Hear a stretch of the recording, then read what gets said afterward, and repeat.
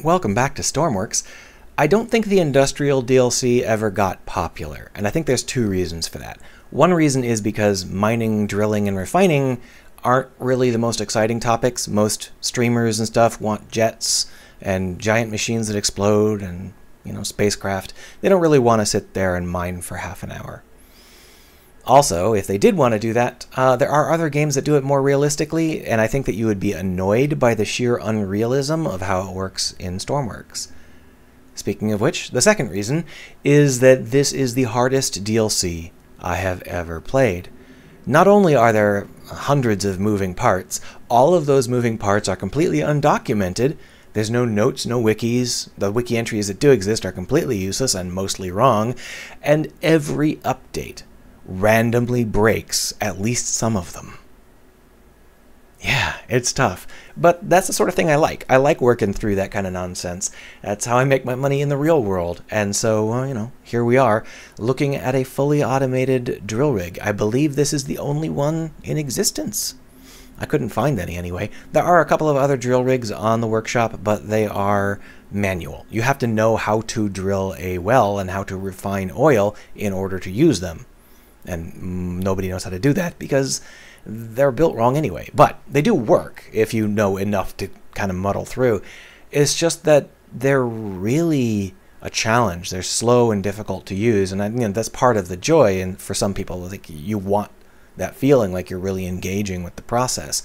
But for the average player, that might be a process they're not very interested in because it's just drilling. Ooh. So I built an automated one. This has one button, you press it, everything works. You end up just getting a ton of diesel and jet over here. Go ahead and grab them, cart them off in a truck, and sell them somewhere. From here, I'm going to talk about all the technical stuff about how it all works. If you don't want to hear about that stuff, you now know enough to work it. Just go ahead and get it and work it, and you don't have to know anymore. Now let's start knowing more. I added these stairs because they make sense, and those stairs are bizarre and don't make sense. So here is the button, and here is the drill rig it will turn on. I want to tell you what's going to happen here so that you don't get too confused. I pre-drilled this because I figured you didn't want to listen to 20 minutes of grinding noises. It works equally fine with both drilled and pre-drilled holes, which means that you can in fact use this and then delete it off the map and then re-add it later, and it will just continue working fine. There is an edge case where if you do it at just the wrong depth, you can end up with something called a weld error. If you see a weld error pop up on this screen here, that means you want to turn the whole rig off by pressing this button again, grab the rod that's causing the error, drag it away and throw it off somewhere, like say over there, and then you can turn it back on and everything will work just fine. But that only happens if you are deleting and recreating this at strange depths. But since I pre-drilled it, there's not going to be any grinding noise because this understands that pre-drilled holes exist and will happily just push the pipe we need down the hole, because that's how drilling works. We take one of these long-ass rods, we push it down the hole, and once it's down far enough, we take another rod, weld it to the top of that rod, and push it down the hole too, until you've got however many rods you need going all the way down to the depths of hell. I should mention that this is a much more straightforward way to do it than most people are using. If you are familiar with how this system normally works, this is what you commonly see. This is a clamp. Clamps will attach to the middle of a rod, or really anywhere along the length of the rod, and can slide the rod up and down. Most people will grab a fresh rod using a clamp. And I've actually seen tutorials where they get angry about the fact that you can't pull the rod straight out. You have to slide it sideways, and that means that your clamp has to attach to the rod here and then slide it sideways rather than pulling it out. And it's like, yeah, that's because the clamp isn't built to do any of the things that you're asking it to do. What you need is an end attacher, this bad boy. This little nub here goes back and attaches to the end of a rod and pulls it out. Now the reason that that is good is because we can just slide back another notch and pull the next rod out. These grippers don't let you pull rods out this way because this way is not the right way to pull them. Instead, they all let you pull them out that way, across the grain. And you can pull them through empty slots. So that's literally what we're going to do. Then we just slide it into place. We have this gripper here in place already. And once that gripper grabs it, we know that we are already properly aligned with the hole. Then we just slide it down.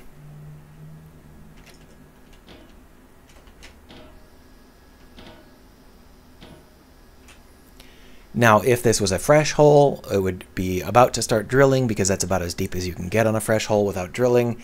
But because it's already pre-drilled, we just keep the process going. Quite straightforward, as you can see.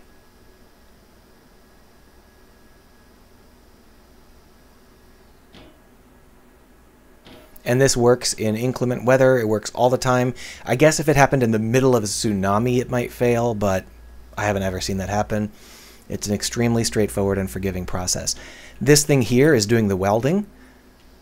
See that? It just welded them. So basically what happens is we drop these rods down to the top of it, and then we drop the next rod on top, and we drop them both down into the safe zone and weld them all up. But keep in mind that this both welds and unwelds. I'm not sure why there is an unweld option, but that means that if we are slow or if we're not careful, we can end up accidentally de-welding our rod, and then we'll have slip, and I know a lot of people do suffer from that. The way to do that is to make sure that the only time you ever weld anything is when it's clamped here. If it's not clamped here, then you don't unweld it, because it's going to be clamped here if it needs welding, and if it's not clamped, then it's already welded, and you don't need to de-weld it, or you're going to have falling bits, right? We're nearing the depth where we're going to get the drill head coming down. This gets out of the way specifically to allow that drill head to come down. It moving does not involve any sort of... It doesn't move to move the rod around. All it does is move to get out of the way of the drill head, which is going to come down now, as soon as it notices that the hole has no further progress being made. Come on. There we go. Now that grind you heard was it momentarily starting to actually drill before realizing that the hole was already drilled and it didn't need to. So now we're pumping. And if we come over here, we can see that we're starting to get fuel, or oil rather, into this boiler. Now we want 10,000 units of fuel, and every single one of those little pumps is 100 units of fuel, so it does take a little while to fill up. While it's filling up, let's talk a little bit about how this drill works. There's this thing called a swivel head, which is at the bottom here. This is the swivel head right here. It attaches to the end of the drill, or at the end of the rod rather, and it allows the rod to pull things up and push things down. It's what pushes things down the center of the rod. And so while it's actually drilling, what it's pushing down is called slurry, which is basically free. You can just go ahead and spawn as much slurry as you want, and it's the same price as water as far as I can tell, so whatever, right? While it's actually drilling, it pushes the slurry down, which collects all of the junk rock, and then that comes back up as thick slurry or something, which is useless. You can either discard it or you can recycle it and use fresh water for that, which is what we're doing, but it doesn't really matter because slurry is so cheap that you probably don't need to bother. I only did it for completion's sake. This here is attached to our oil rig head, the pump jack. And basically you need to actually pump the pump jack using physics forces in the real world. And a lot of people recommend that you do it with a spinning action, which is how it's done in the real world, but I find that this syringe action is just easier and more reliable. You use a blinker to tell it whether to go up or down, and you use some rails to slide it up and down. It's very, very straightforward, and most importantly, it has a small profile, so I can get nice and close with the rails. If I was spinning, the rails have to be out there somewhere so they don't get hit by the spinning action, but I don't have to worry about that. Now that it's already drilled, though, there's no more slurry going down because you don't want to pump slurry into the oil fields. Instead, you pull this oil out. So that's what we've got here. This is oil coming out of our rig. And of course, it goes down this brown pipe and into those containers, which should be just about full by this point.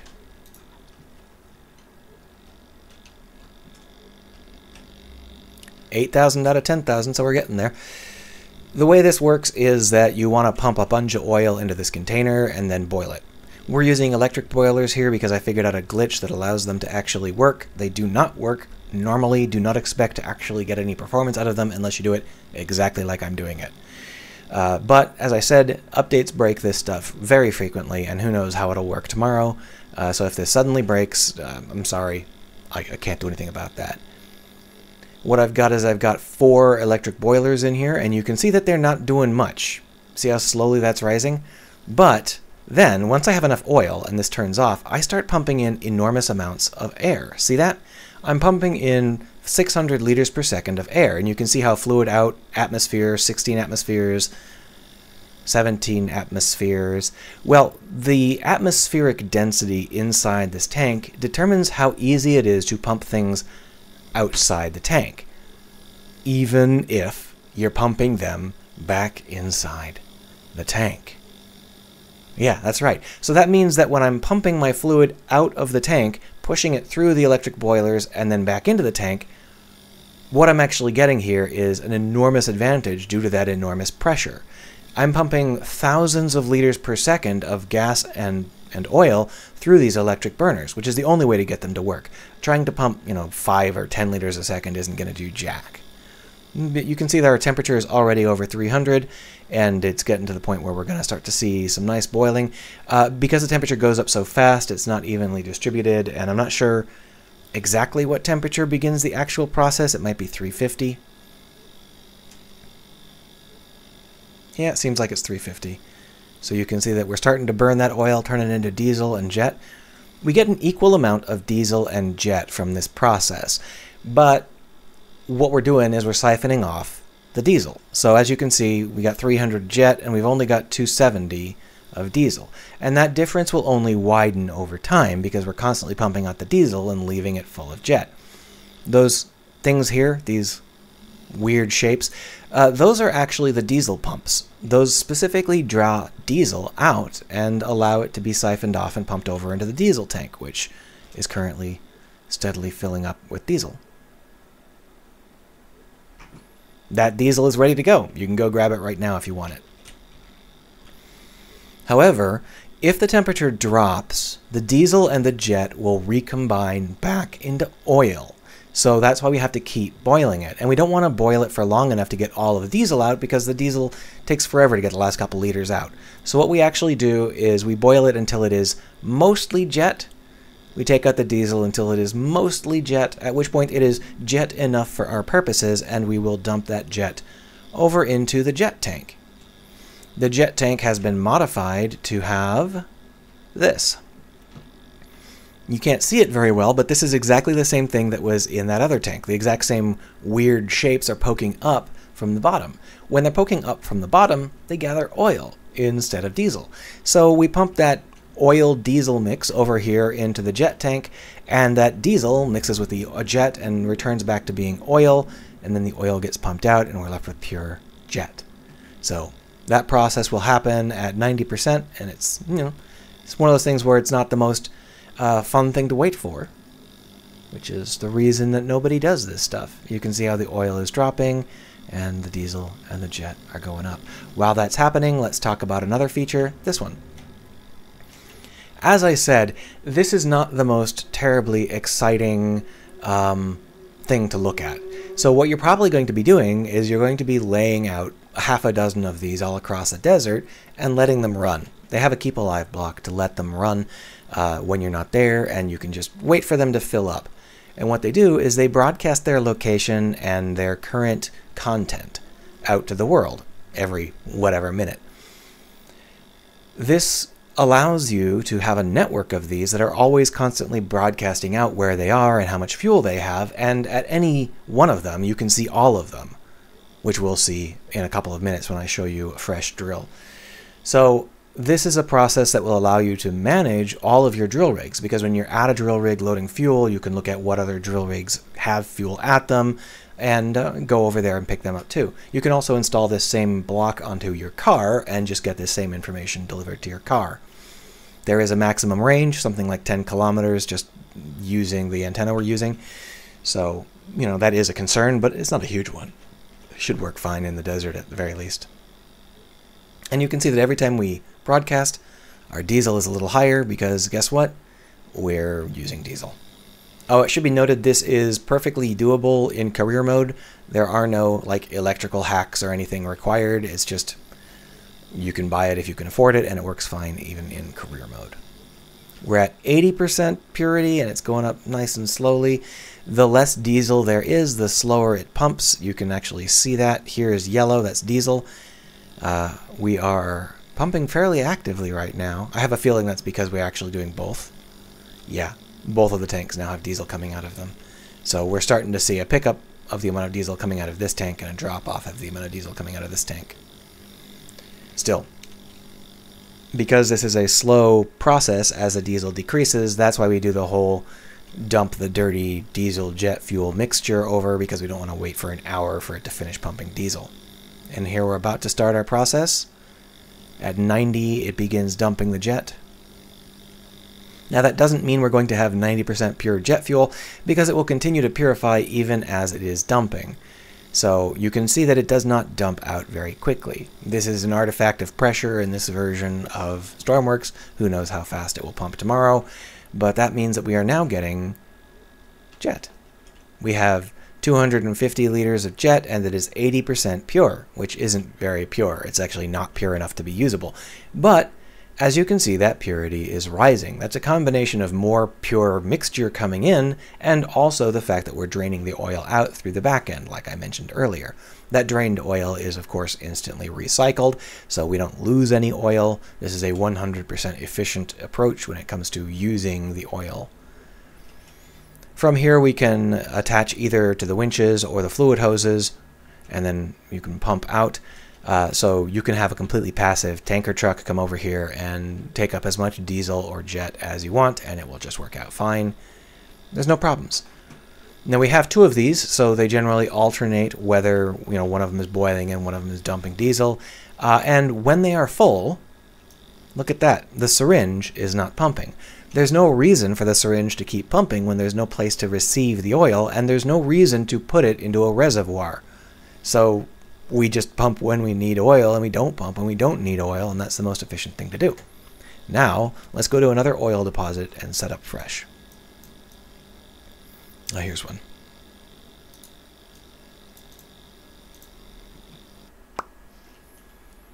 There we are. This is how they look when you first start. There are obviously other kinds of oil deposits, but this is the one you start with. You just load up that drill rig and hit spawn. There it is, exactly the same.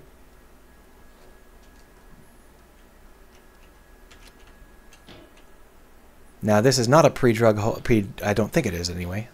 Yeah, it's not a pre-dug hole. It is completely fresh, so it's going to end up needing to drill right from here. It's going to get loud in a second, but you can see that we now have two things. We've got this one, which is where we are now, and we can also go over to the other one, which is the one we were just at, and you can see how it gets more data every couple of minutes. You can also zoom in and zoom out however you'd like. So this is one of those things where it's really quite easy to keep track of an arbitrary number of stations, just like this. Hear that lovely sound? That's the drill.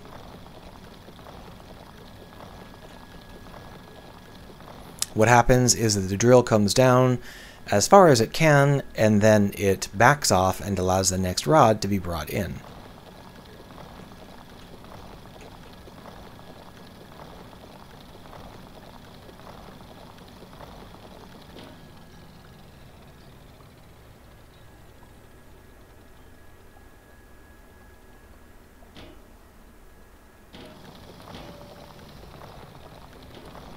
There you go. Easy as pie. And that's the nature of the game. If you wanted to see the slurry getting refined, I can show it to you now that we've got slurry. Woo! We can also go up and up and up. I've put the antenna at the highest possible location.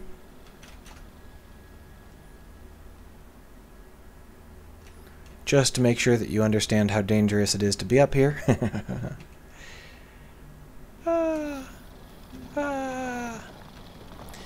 And that is it. That is the drill rig and all of the features I could think of. You want to see how it looks at night? pretty cool in my opinion. Notice that we are in fact still using that syringe pump even when we aren't getting oil. That's because there's no way to tell whether we're actually in oil or in rock. There's just no toggle for it. So I have to keep trying to pull oil in order to tell if we've got oil.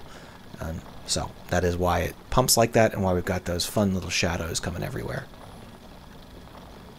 Alright, well I hope you enjoyed this and learned a lot about how this game does things. Keep in mind that if you are trying to pump things in this version, pumping is strongly influenced by the pressure inside the tank, so you can really glitch out your pumps by either using very high pressure or very low pressure. This works even if you're pumping back into the same tank. And that's the only reason why I can use electric furnaces. Alright, see you around. Have fun.